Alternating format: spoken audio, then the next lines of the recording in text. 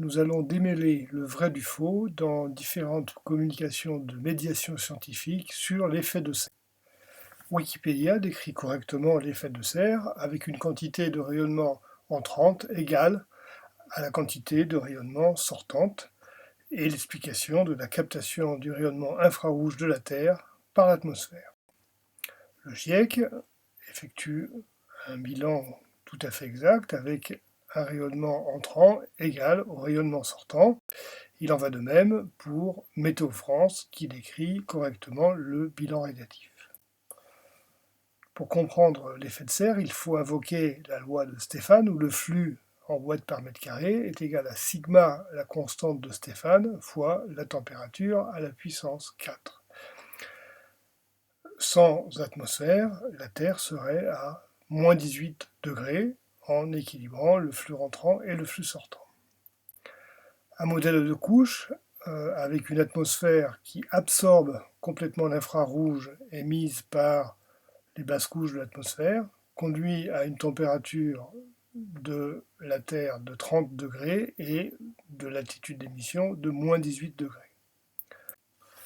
Je propose un modèle à 3 couches pour laquelle la stratosphère absorbe partiellement seulement le rayonnement infrarouge émis par les hautes altitudes de la troposphère. On obtient alors une température au sol de 17 degrés et une stratosphère assez froide.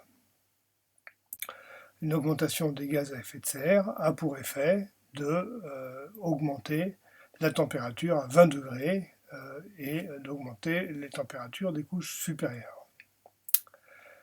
Regardons maintenant sur le web un article écrit par un journaliste, Le réchauffement ne fait plus débat, dans lequel on voit que seulement 5% du rayonnement infrarouge de la Terre est émis vers l'espace. Si on regarde le site du ministère, là c'est carrément une cloche qui ne laisse passer aucun rayonnement infrarouge. On retrouve la même erreur sur le site de l'ADEME. Donc la figure qui représente une Terre à moins 18 degrés, sans effet de serre, comprend une flèche rouge qui correspond au rayonnement infrarouge, de même taille que la flèche jaune qui correspond au rayonnement solaire. Sur la figure où la Terre est à 15 degrés, avec l'effet de serre actuel, la flèche rouge est plus petite que la flèche jaune, ce qui laisse penser que le rayonnement infrarouge serait plus petit que le rayonnement entrant. Et on le voit dans la dernière figure, un risque de déséquilibre en cas d'augmentation des gaz à effet de serre, où on a carrément une toute petite flèche sortante pour l'infrarouge, alors que la flèche correspondant au rayonnement solaire est très grosse. Cette figure fausse, qui ne respecte pas l'équilibre radiatif, est reprise dans un nombre important de sites web, comme le montre une recherche avec Google Images. Côté CEA, on observe une figure dans laquelle la même erreur est reproduite avec seulement 5% du rayonnement infrarouge qui repart vers l'espace, donc avec un déséquilibre entre le flux entrant et le flux sortant. Cette figure est reprise sur un nombre très important de sites, comme on peut le voir de nouveau avec une recherche Google Images.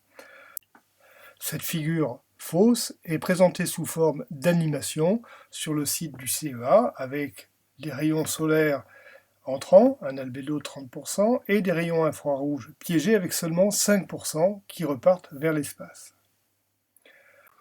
Associé à cette vidéo sur le site, si votre appareil ne supporte pas Flash, on trouve une vidéo exacte avec un flux infrarouge sortant de la Terre égal au flux solaire entrant, donc avec un bon équilibre radiatif. Une légende précise même que cet équilibre est vérifié et indique que l'augmentation des gaz à effet de serre réchauffe. Cette erreur est reprise dans un certain nombre de vidéos pédagogiques comme celle-ci. Alors c'est ici qu'on commence à voir une différence. C'est qu'on va avoir, à cause de l'augmentation des gaz à effet de serre, il y en a comme plus au niveau de la troposphère ici.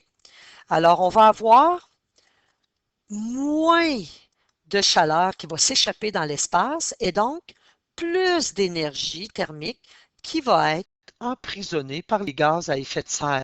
Là où il y a une différence, c'est que nous allons avoir une plus petite partie des rayons infrarouges. Donc, une plus petite partie des rayons infrarouges traverse l'atmosphère et atteint l'espace. Dernier détail, il y a une légère différence entre les flux entrants et sortants. Ici, c'est 0,9 watts par mètre carré. Évidemment, cette différence va varier au fil du temps. Mais c'est une différence de cet ordre de grandeur qui explique le réchauffement climatique que l'on observe. Et voilà, nous avons une vision de ce qu'on appelle le bilan radiatif de la Terre. Dernier détail. Une autre notion maltraitée en médiation scientifique est le forçage radiatif. J'ai créé ici un petit modèle pour illustrer cette notion. Donc, dans l'ère pré-industrielle, 1750, on voit l'équilibre radiatif entre le flux solaire entrant et le flux infrarouge sortant. Le forçage radiatif correspondant à une augmentation des gaz à effet de serre s'obtient en bloquant les températures de l'atmosphère et en regardant le déficit de rayonnement infrarouge vers l'espace. Mais si on autorise le système Terre à se mettre en équilibre, eh bien on a une augmentation de la température de l'atmosphère et le bilan radiatif au sommet de l'atmosphère est de nouveau équilibré. Cherchons maintenant la définition du forçage radiatif dans le rapport du GIEC. La définition du forçage radiatif dans le résumé exécutif du rapport du GIEC est absolument peu claire. Les définitions sont données dans deux notes en bas de page où l'on lit que le forçage radiatif est calculé à la tropopause en laissant les variables de la troposphère constantes, tandis que le forçage radiatif effectif est calculé au sommet de l'atmosphère en laissant inchangée la température de l'océan et de la banquise. Plus loin, on retrouve des éléments de cette définition où le forçage radiatif consiste à laisser constantes les conditions troposphériques, tandis que le forçage radiatif effectif consiste à laisser constantes les températures de l'océan et de la glace de mer. Plus loin, on lit que ces deux forçages radiatifs sont estimés par comparaison à l'ère pré-industrielle de 1750. Pourtant, une définition précise mériterait d'être formulée, comme par exemple le forçage radiatif est le déséquilibre qui existerait à la tropopause, si la troposphère était restée bloquée aux valeurs de 1750. Le forçage radiatif effectif est le déséquilibre qui existerait au sommet de l'atmosphère si les océans et la banquise étaient restés bloqués aux valeurs de 1750. Si l'on continue la lecture du rapport du GIEC, au chapitre 8, on retrouve que le forçage radiatif est relatif à l'année 1750, que le forçage radiatif stratosphérique correspond à un bilan effectué à la tropopause, alors que tout ce qui est dans la troposphère est maintenu constant. Plus loin, il est expliqué que le forçage radiatif effectif est le changement de flux au sommet de l'atmosphère en maintenant les températures de surface ou une partie des températures de surface inchangées. Pour se rattraper d'avoir dispersé dans tout le texte la définition des bilans radiatifs, le GIEC propose une figure. Il est défini le forçage radiatif instantané comme étant le changement de flux net à la tropopause en fixant les températures partout. La définition du forçage radiatif est le changement de flux net à la tropopause en fixant les températures de la troposphère, mais en laissant s'ajuster les températures de la stratosphère. On définit ensuite le changement de flux net au sommet de l'atmosphère en fixant les températures du sol. Et le forçage radiatif effectif est défini comme étant le changement de flux net au sommet de l'atmosphère en laissant les températures de l'océan fixes. Enfin, on conclut en disant que si les températures peuvent s'ajuster partout, alors le flux net est nul, on a un équilibre, le bilan radiatif est équilibré. Si on regarde maintenant la définition de Wikipédia, donc le forçage radiatif est la différence entre l'énergie radiative reçue et l'énergie radiative émise. ce qui est évidemment faux. Ce Wikipédia précise que, pour le GIEC, le forçage radiatif est la perturbation du bilan radiatif. Et le bilan radiatif est défini toujours par Wikipédia comme étant l'inventaire de l'énergie reçue et perdue. Donc, ce qui est assez ambigu, est-ce que c'est ce qui rentre moins ce qui sort? Donc, on peut considérer que la définition par Wikipédia du forçage radiatif est fausse. Alors, on retrouve ces erreurs dans le bulletin officiel de l'éducation nationale, qui enrichit la langue française avec le mot forçage radiatif, l'écart entre le rayonnement solaire reçu par une planète et le rayonnement infrarouge qu'elle émet, ce qui est évidemment faux. Cette erreur est reprise dans un certain nombre de sites, comme par exemple Actu Environnement, qui propose un dictionnaire de l'environnement. La définition du forçage radiatif est présentée comme étant la différence entre l'énergie radiative reçue et l'énergie radiative émise par un système climatique, ce qui est évidemment faux.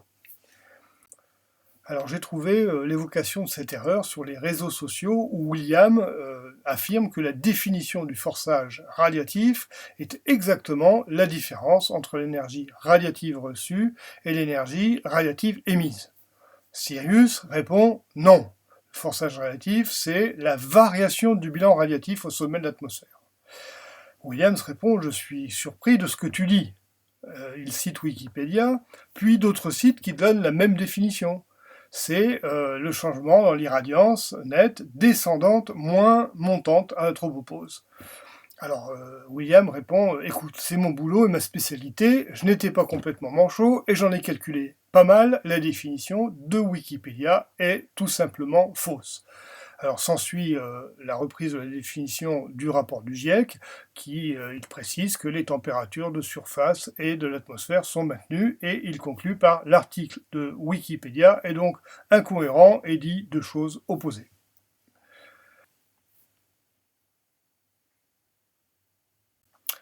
Enfin, on retrouve aussi cette erreur sur une des cartes de la fresque du climat.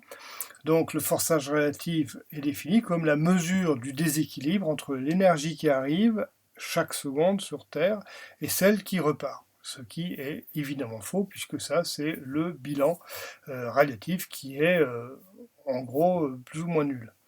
Donc j'ai proposé la modification suivante.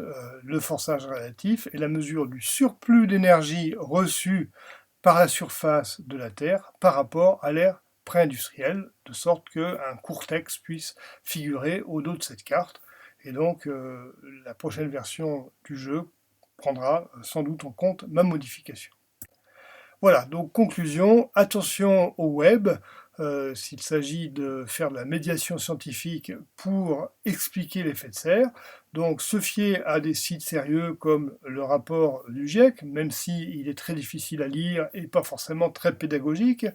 Le site de Météo France donne des bonnes images, donc il n'y a pas l'erreur de déséquilibre entre ce qui rentre et ce qui sort, et par contre, une animation sur le site du CEA reprise un nombre incalculable de fois, eh bien, laisse penser que seulement 5% de l'énergie repart vers l'espace, donc la Terre se contenterait d'accumuler indéfiniment de l'énergie venue du Soleil. Et sur le site de l'ADEME, une autre figure célèbre reprise plein de fois, eh bien, reprend cette même erreur où on a une petite flèche beaucoup plus petite de rayonnement infrarouge vers l'espace, ce qui est évidemment complètement faux.